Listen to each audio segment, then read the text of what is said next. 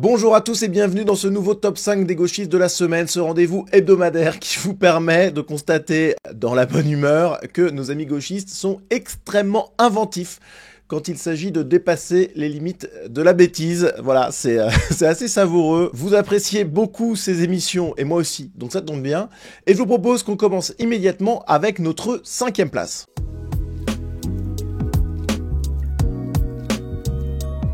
En 5e position, on retrouve Thomas Guénolé, figure gauchiste bien connue que j'ai étrillé à de nombreuses reprises dans ce classement. Alors on l'écoute, il était sur Sud Radio et il nous parle du voile dans le sport. C'est parti. Pour moi, le voile dans le sport, Oui. c'est un non-sujet. Factuellement un non-sujet parce que le port de signes religieux dans le sport, il est absolument rarissime en France. C'est statistiquement marginal. Il y a... Alors ça, c'est déjà très intéressant. Premièrement, il nous dit que c'est un non-sujet parce que c'est statistiquement marginal, parce qu'il n'y a quasiment aucune sportive voilée en France. Alors déjà, première remarque, ça veut dire que s'il y avait un nombre suffisant, alors lequel, selon lui, j'en sais rien, eh bien ça deviendrait un sujet. Donc quand certains considèrent que c'est un sujet, finalement ils ont peut-être pas tort. En tout cas, ils n'ont pas le même curseur que Thomas Guénolé. Déjà, vous voyez une incohérence. Il ne nous dit pas c'est un non-sujet en soi. Il nous dit c'est un non-sujet parce qu'il n'y a pas ou presque pas de femmes voilées. Alors, le problème là-dedans, c'est que son affirmation, comme quoi statistiquement marginale, factuellement, il y en a quasiment aucune, etc., il nous sort ça d'où? Est-ce qu'il a des données? Parce que, autant, c'est sûr qu'au fin fond de la Bretagne, et encore, malheureusement, il y a quand même peu de sportifs voilés, d'accord. Autant dans certaines régions de France, je pense par exemple à la Seine-Saint-Denis, là il y a un nombre conséquent. Donc évidemment qu'il y a un sujet au moins dans certains endroits en France, mais surtout. Alors ça c'est un truc que les gauchistes ont du mal à voir. Mais ils n'arrivent pas à se projeter dans le temps en fait. Ils sont dans l'instant. Si c'est pas un sujet peut-être primordial, essentiel aujourd'hui dans certains coins de France, à la limite pourquoi pas, acceptons son présupposé. Bon. Mais dans 10 ans, dans 20 ans, dans 30 ans, dans 50 ans, est-ce que ça sera pas un sujet, Thomas Guénolé? Et est-ce que finalement, se poser cette question-là maintenant, c'est pas primordial si on veut éviter, dans les années qui viennent, des problématiques extrêmement lourdes? Donc déjà, son raisonnement de base, il est très mauvais. Mais bon, ça, on est habitué avec Thomas Guénolé. Alors on continue parce que c'est intéressant ce qu'il dit après. Moi, la question que je pose, du coup, c'est, puisque factuellement... Objectivement, c'est un non-sujet. Alors pourquoi la droite et l'extrême droite se mobilisent à fond les ballons sur ce sujet? Moi, ma réponse, c'est que à un moment, il faut appeler un chat, c'est une persécution religieuse. Voilà, Thomas Guénolé qui nous dit si la droite parle de ça, c'est parce qu'il s'agit d'une persécution religieuse, il s'agit d'islamophobie. Alors déjà, la droite, elle s'intéresse à ce sujet parce qu'il y a une dynamique démographique, culturelle, religieuse qui ne laisse absolument pas de place au doute, même si Thomas Guénolé, évidemment, lui, il n'est pas conscient de ça, mais évidemment qu'il y a une part de plus en plus importante de la population qui est musulmane et... désolé Thomas Guénolé, mais il y a encore des Français qui ne veulent pas être remplacés, qui ne veulent pas voir leur identité disparaître. Voilà. Si on a une islamisation de la France, désolé, mais c'est un petit peu gênant pour pas mal de choses, notamment peut-être pour la liberté d'expression, pour la liberté de caricaturer, pour la liberté des femmes, dont le voile est d'ailleurs quand même un petit symbole d'oppression, au passage, hein. Mais ça, Thomas Guénolé, il s'en fiche un peu. Que le voile, ça soit un acte de soumission de la femme par rapport à Dieu, par rapport aux hommes, bon, ça, c'est pas son problème. Bref, ça, c'est du gauchisme pur et dur. Dès qu'il y a une critique de l'islam, ou alors des conséquences culturelles de cette submersion migratoire qu'on est en train de vivre, hein, comme le dit François Bayrou, notre Premier ministre, s'il vous plaît, pour lui, c'est de l'islamophobie. Voilà. Réflexe gauchiste particulièrement classique, mais particulièrement énervant quand même. Mais avec le sourire, parce que là, c'est vraiment complètement idiot. Alors Thomas Guénolé, il nous a encore régalé. Vous savez, il y a une polémique avec Robert Ménard qui a refusé de marier un couple dont la femme était française et l'homme était un clandestin sous obligation de quitter le territoire français, condamné pour violence, etc. Donc bon, folie furieuse, donc dans n'importe quel autre pays du monde, y compris le pays d'origine de ce type-là, qui est maghrébin, jamais il y aurait eu un mariage. Mais bon, on est en France et donc on a des gauchistes. Voilà, c'est notre petite espèce protégée à nous. Et Thomas Guénolé, lui, évidemment, il s'est élevé contre la décision de Robert Ménard et il a critiqué ceux qui voudraient refuser le droit aux OQTF de se marier avec des Françaises. Voilà. En France, un meurtrier ou un voleur a le droit de se marier. Mais un sans-papier, il faudrait l'interdire ? C'est absurde. Et puis expulser tous les sans-papiers, ça coûterait 8 milliards d'euros, vous les avez, moi pas. C'est sûr que si les gauchistes étaient rémunérés à hauteur de leurs conneries, je peux vous dire qu'ils les auraient largement, ces milliards, notre cher Thomas Guénolé, mais c'est pas le cas, donc effectivement, il doit être un petit peu fauché. Bon, déjà, en France, un meurtrier ou un voleur a le droit de se marier. Effectivement, alors on peut trouver ça moyennement moral, ok, bon, je le conçois totalement, mais bon, à la limite, on s'en fout un petit peu, parce que la question se pose pas. Ce sont des Français qui sont là légalement sur le territoire, qui ne sont pas sous le coup d'une obligation de le quitter, voilà. Donc, c'est pas du tout la même chose. Mettre une équivalence entre un mec sous OQTF et un type qui a été condamné, qui a purgé sa peine, ou qui est en train de la purger, etc., même si c'est pas incroyable, j'en conviens, c'est pas du tout la même chose quand même. Mais ça, pour les gauchistes, évidemment, c'est un détail, puisque tout le monde est citoyen du monde, et finalement, il ne devrait pas y avoir de frontières, ni de barrières, et tout le monde devrait pouvoir se marier avec qui il le souhaite, y compris peut-être des animaux, des meubles, voilà, ça c'est le gauchisme. Bon, et puis allez, pour finir, expulser tous les sans-papiers, ça coûterait 8 milliards d'euros, vous les avez, moi pas, non, ça coûterait pas 8 milliards d'euros, je sais pas d'où il sort cette estimation, je peux vous dire que je diminue le coût, sans aucun souci d'un facteur 100. Voilà. Peut-être même 1000, voilà, peut-être même 10 000. Je pense qu'il y a des moyens très faciles à mettre en place pour réduire drastiquement les coûts d'expulsion des clandestins. Voilà, donc qu'il soit rassuré, ça coûtera pas aussi cher. Voilà, donc bravo à Thomas Guénolé qui entame ce classement avec une très belle prestation.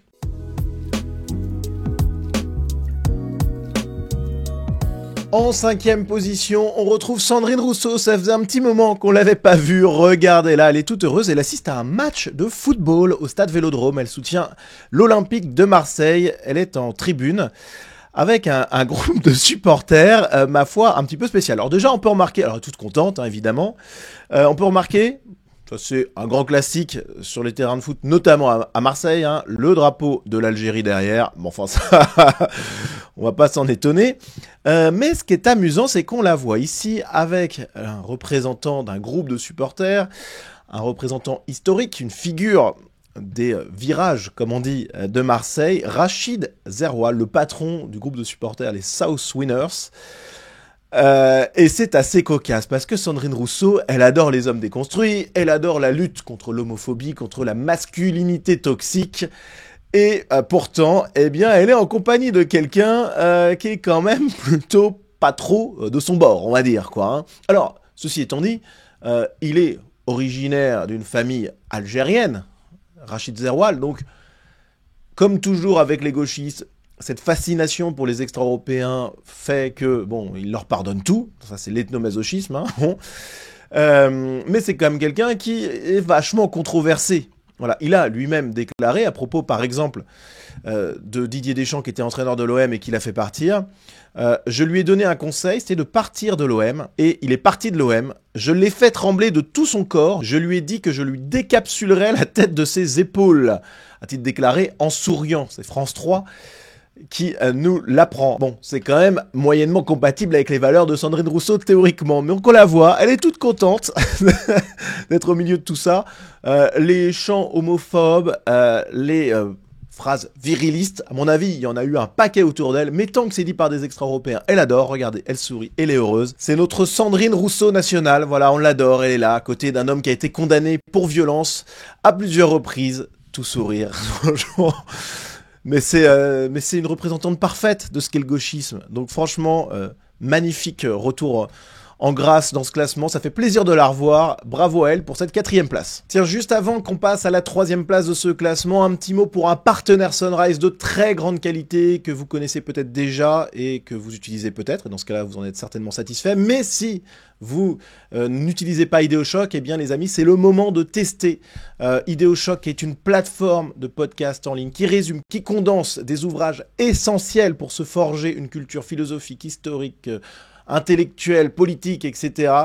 Vous avez donc des résumés, des condensés d'œuvres vraiment majeures, avec une excellente qualité d'écriture. Alors on a bien sûr le format audio qui est disponible, mais on a aussi des résumés au format texte, ce qui est très pratique. Et vous avez des dizaines et des dizaines d'ouvrages qui sont déjà disponibles. Vous avez une sortie par semaine, voilà. La dernière étant L'éthique protestante et l'esprit du capitalisme par Max Weber. Vraiment, c'est de la très grande qualité que ce projet Idéochoc. Je vous encourage évidemment à tester. Vous avez le code promo Sunrise en description de cette vidéo. Voilà, donc je vous laisse tester, vous allez voir, vous n'allez pas être déçus. Et on retourne au classement.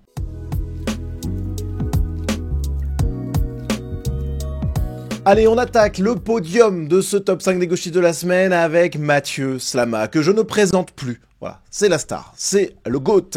Mathieu Slama, the greatest of all times. Franchement, il n'y a pas grand monde au-dessus de lui. Même Thomas Guénolé, franchement, je trouve qu'il n'est pas aussi caricatural, même s'il fait du bon boulot. Et qu'ils ont eu, franchement, une confrontation épique sur la fin d'année dernière. Mathieu Slama, là, quand il est en forme comme ça, comme cette semaine, franchement, il est imprenable. Mathieu Slama, c'est évidemment la représentation parfaite du gauchisme, mais presque trop caricaturale. Je sais même pas comment les gens de gauche acceptent d'être attachés à lui, d'ailleurs. Je pense que moi, si j'étais de gauche un peu malin, je lui dirais de se taire. Bon. Et Mathieu Slama, il a donc multiplié les tweets cette semaine. Tout d'abord, à propos d'un tweet de Julien Pain qui annonce que Donald Trump fait supprimer les termes LGBT ou réchauffement climatique des sites officiels américains. Bon, en fait, c'est beaucoup plus compliqué que ça, mais je vais même pas rentrer dans le fond du sujet parce qu'on s'en fout. C'est pas le thème de l'émission, j'ai pas envie de vous barber. Mais admettons même que ça soit vrai, ce qui n'est pas le cas, mais passons. Mathieu Slama nous tweet là-dessus. L'extrême droite fait la police du langage pour imposer sa doctrine réactionnaire. Grand classique. Voilà, avec une référence à 1984 de George Orwell, un petit peu en dessous. Comment est-ce possible de dire cela alors même que la gauche, dont fait partie Mathieu Slama, aux dernières nouvelles, hein, bon, mais fait 10 000 fois pire depuis des années. On rappelle que, par exemple, il refuse que des personnes transsexuelles soient appelées de leur nom d'homme ou de femme, enfin le sexe auquel ils appartiennent initialement, qu'ils appellent ça le dead name, et que c'est très sévèrement puni socialement, et qu'ils aimeraient même le faire punir judiciairement. Voilà. On a la langue inclusive, voilà, qui est une réécriture orwellienne, là sans aucun doute. Non pas seulement, c'est pas une suppression qui est fausse en plus, mais de quelques termes. C'est la réécriture entière d'un langage, d'une langue. Quand on a la gauche qui nous a supprimé le terme père et mère de certains formulaires, etc., pour remplacer ça par parent 1 et parent 2, qu'est-ce que c'est sinon une dérive orwellienne? Et là, Mathieu Slama, il l'a pas dénoncé. Enfin, il y a plein d'autres exemples, je m'arrête là, mais vous voyez que, bon, deux poids, deux mesures, très classique. Voilà. Mais cette incapacité à voir ses propres défauts chez les gauchistes, c'est quand même fascinant. Et puis à gauche, il y a aussi quelque chose qui est fascinant, c'est cette apologie du parasitisme. C'est pas étonnant, en fait, mais bon, c'est quand même un peu stupéfiant quand on y pense. Mathieu Slama qui réagit à l'annonce par Fabien Roussel qu'il voudrait supprimer le RSA. Mathieu Slama qui dit « Le RSA est un acquis social fondamental et tout mouvement de gauche devrait défendre son augmentation, pas sa suppression. » Donc là, c'est parasitisme total. Alors évidemment, le RSA, c'est pas gratuit, hein. Alors ça encourage à l'oisiveté de manière évidente. Alors je dis pas que dans certains cas très spécifiques, ça peut être utile pour essayer de retomber un peu sur ses pattes après un moment compliqué, etc. Mais bon, il y a un moment où faut pas déconner. En moyenne, c'est pas du tout à ça que ça sert. Ça sert surtout à des gens à plutôt ne rien foutre. Voilà. Et à la limite, si on veut garder un peu de RSA par humanité, par bonté d'âme, bon, autant le limiter drastiquement dans le temps. Là, que ça puisse servir 1 ou 2 mois à quelqu'un qui en a vraiment besoin, mais pas plus, quoi. Bon. Là encore, je rentre pas trop dans le fond du sujet, mais on a une apologie du parasitisme. Lui, il veut augmenter le RSA. Donc si on augmente le RSA, ça veut dire que finalement on rend moins attractif le travail et donc que la société s'écroule. Mais ça, les gauchistes en ont rien à faire puisque c'est leur but ultime. Pareil, on a eu cette annonce folle, 150 € par mois pour faire ses courses. À quoi pourrait ressembler une sécu de l'alimentation? C'est un projet de gauche qui pourrait être, alors bon, ce qui verra pas le jour, je l'espère, en fait je sais pas, on va toucher du bois, mais donc une sécu de l'alimentation, on aurait des tickets de rationnement, 150 € par mois, c'est bien parce qu'en fait on donne tellement du fruit de notre travail que du coup, bon, c'est peut-être pas plus mal de le recevoir, mais en fait je préférais qu'on m'enlève 150 € de cotisation plutôt que de recevoir un chèque en retour et de continuer à payer beaucoup plus. Bon. Et puis en plus, ça permettrait encore de favoriser les parasites, puisqu'il y a plein de gens qui du coup seraient à la fois au RSA augmenté, en plus avec de la sécu de l'alimentation. Enfin, c'est le paradis pour les parasites. Mathieu Slama, lui, nous dit comment être contre la sécu de l'alimentation. Tout ce qui est indispensable à la vie doit être un droit fondamental garanti par l'État, à commencer par le fait de se nourrir. Voilà. Donc on est dans la position de l'assisté ultime. C'est vraiment magnifique. Voilà. Je ne commenterai pas plus, il n'y a pas besoin. C'est du grand art, c'est Mathieu Slama. Et puis pour finir, Mathieu Slama, une petite douceur comme ça, qui nous parle des massages en prison pour les détenus. Vous savez, ça a fait le buzz. Bon. Et Mathieu Slama qui nous dit « Personne ne devrait être choqué par cela, par le fait que des prisonniers puissent recevoir de l'huile pour massage, puissent recevoir des massages, etc. » La justice est aussi là pour réhabiliter, pour donner aux détenus une seconde chance, voire une 200e chance, hein, parce que souvent, il y a eu beaucoup de secondes chances avant qu'on arrive en prison, qui est censée être la seconde chance. Hein. Bon. Donc la justice est là aussi pour réhabiliter, pour donner aux détenus une seconde chance, pour les aider à devenir meilleurs. Le populisme ambiant est effrayant. Bon déjà, j'ai fait pas mal de vidéos là-dessus, mais la justice et l'emprisonnement, ça a pour but de réparer un dommage, symboliquement. Ça a le but de punir, donc, c'est le premier but. Ensuite, ça a le but de donner un exemple. Voilà. De faire en sorte que d'autres ne soient pas tentés de commettre de tels méfaits en disant « Ah, finalement, la sanction est pas si lourde, donc je peux me permettre de faire ça. » Et, petite idée, comme ça, en passant, je suis pas certain que le fait que des détenus aient le droit à des massages ou des sorties karting ou que sais-je encore, ça effraie tant que ça les gens qui sont un petit peu tentés de commettre des crimes ou des délits. Parce qu'ils peuvent se dire « Bah, au pire, j'aurais des choses pas si invivables que ça. » Bref, donc Mathieu Slama, pour l'ensemble de son œuvre, une belle 3e place.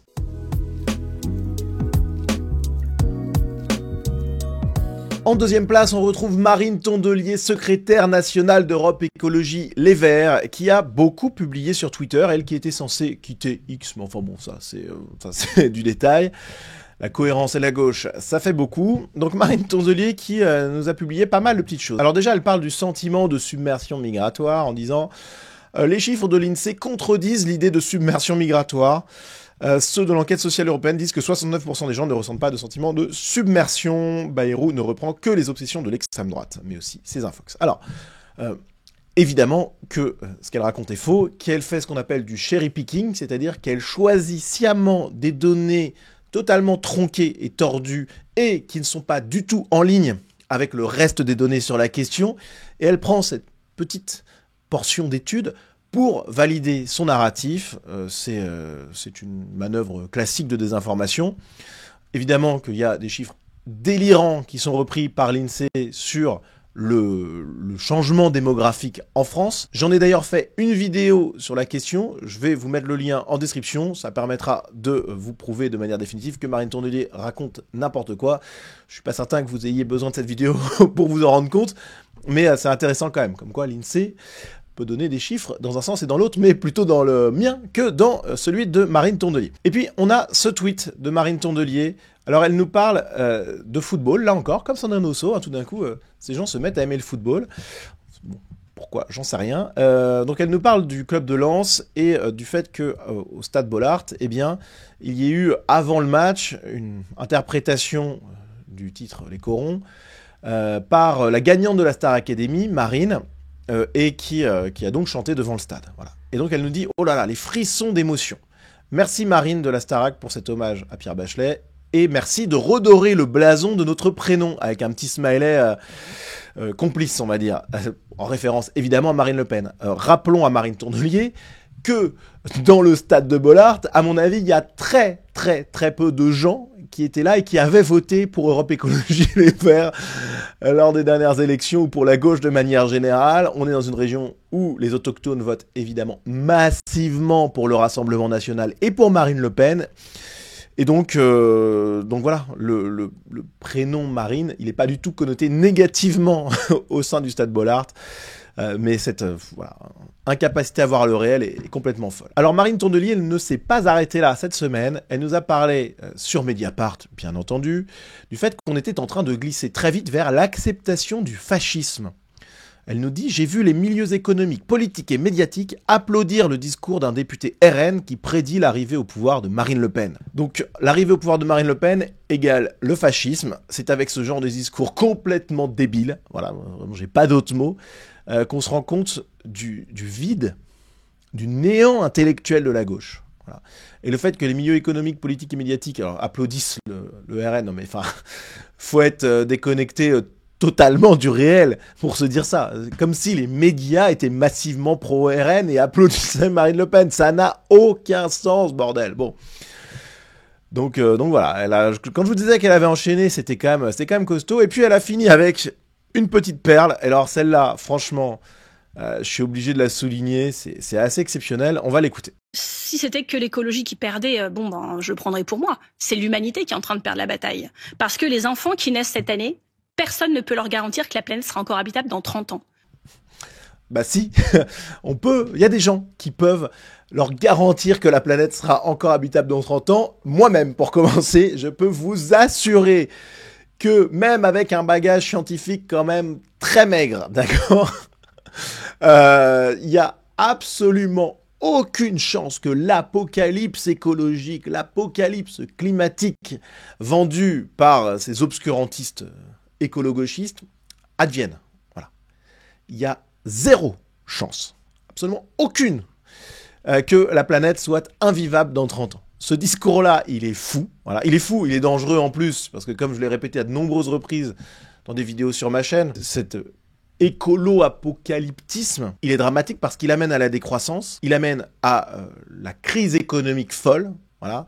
Il amène à la misère, à la pauvreté, et à la soumission en plus à tous les autres pays qui, eux, n'auraient pas écouté les langues de serpent gauchistes. Donc c'est de la folie furieuse. Voilà. Donc magnifique, Marine Tournelet, franchement une très très belle perf. Bravo à elle pour cette deuxième place.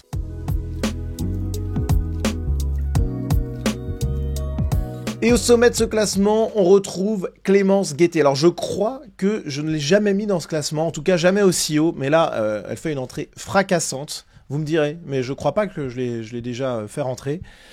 Pour un ensemble de tweets. Alors d'abord, sur les retraites. Sur les retraites, voilà ce qu'elle nous dit. Sur les retraites, Bayrou a menti. Le déficit caché des retraites n'a jamais existé. Pour justifier son refus d'abroger la réforme des retraites, il avait inventé un déficit de 55 milliards en 2030.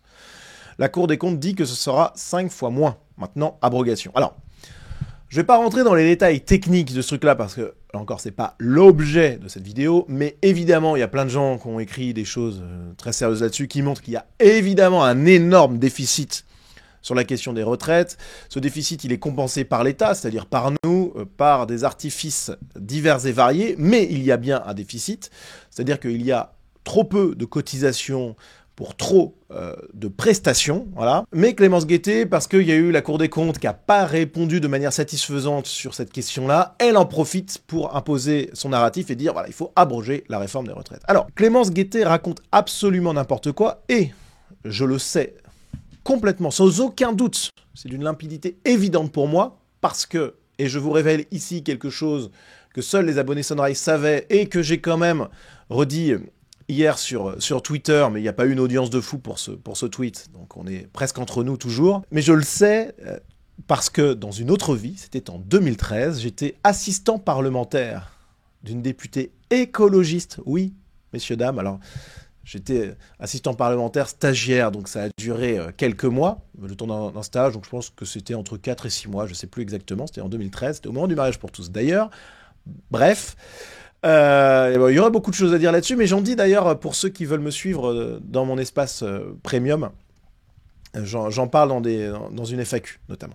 Et ma députée avait reçu à l'époque Stéphane Sidbon, qui était directeur de cabinet de Cécile Duflot, qui était ministre du Logement. Le but c'était, vu que c'était une députée Europe Écologie Les Verts, et que Cécile Duflot c'était la chef d'Europe Écologie Les Verts, et qu'elle était au sein du gouvernement Hollande Hérault, c'était un petit peu de remotiver les troupes, de faire en sorte que tout le monde vote d'une même voix pour les textes de François Hollande, etc. etc. Bon.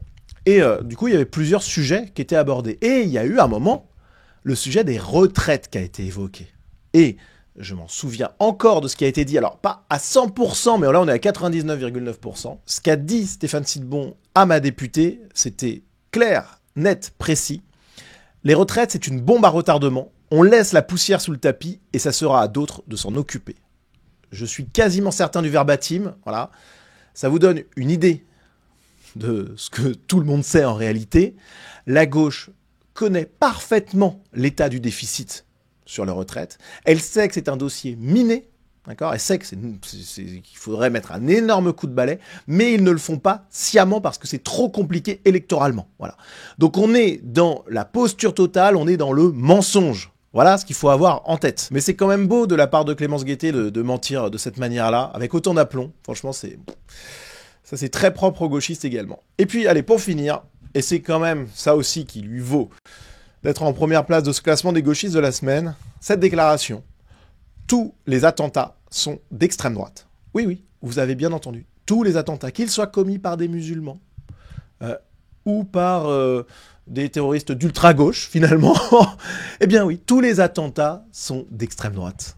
Voilà la logique binaire, complètement débile, enfin j'ai pas d'autres mots, de Clémence Guettet. Alors c'est salué par quelqu'un que vous connaissez bien dans ce classement aussi. Hein. Mais alors il y en a plein d'autres qui ont salué ça à gauche, évidemment. Hein. Mais Régé le Gorilla, le youtubeur, qui est un ultra-gauchiste sur les réseaux, et qui nous dit « Elle a raison, c'est toujours l'extrême droite qui a tué, que ce soit des blancs, des musulmans, des chrétiens, des terroristes. » C'est génial. Ah là là là là, c'est incroyable. Rappelle quand même que la fameuse ultra-giga-droite, qui est censée être celle qui commet les attentats, hein, selon tous ces gauchistes. C'est elle qui milite de toutes ses forces pour éviter que les terroristes, notamment musulmans, hein, qui depuis quelques années trustent un petit peu le haut du podium dans les attentats, voire même sont les seuls à commettre des attentats. Bon, c'est l'extrême droite, l'ultra-giga-droite, la droite tout court en fait, qui milite contre les attentats en essayant de contrôler qui rentre sur le territoire. Donc c'est un renversement total de la réalité de la part de la gauche. Alors évidemment, c'est très compréhensible. La gauche est persuadée d'avoir un ascendant moral sur le reste du monde tel que, du coup, ils ne peuvent pas être dans le camp des méchants. Et donc, tous ceux qui tuent en commettant des attentats, ce sont des gens qui sont pas très gentils. Hein, Clémence Guettet ? Voilà la logique enfantine de la gauche. Et donc, s'ils sont pas gentils, bah, ils sont d'extrême droite. Voilà. Voilà comment réfléchissent les gauchistes. Franchement, c'est pathétique au dernier degré. Et ça valait donc bien cette première place pour Clémence Guettet. Voilà les amis, merci à vous d'avoir suivi cette vidéo jusqu'au bout. J'espère que vous avez autant apprécié que moi. Je pense que c'était un très bon cru cette semaine. Si vous appréciez ce que je fais, si vous en voulez toujours plus, si vous voulez joindre vos forces aux miennes pour lutter contre le gauchisme, une seule chose à faire, me soutenir via ma page Tipeee qui vous donne le droit en contrepartie à votre soutien à l'accès à la communauté Sunrise avec du contenu exclusif, des vidéos privées, l'accès à un groupe Telegram privé de grande qualité. Merci d'avance et à très vite.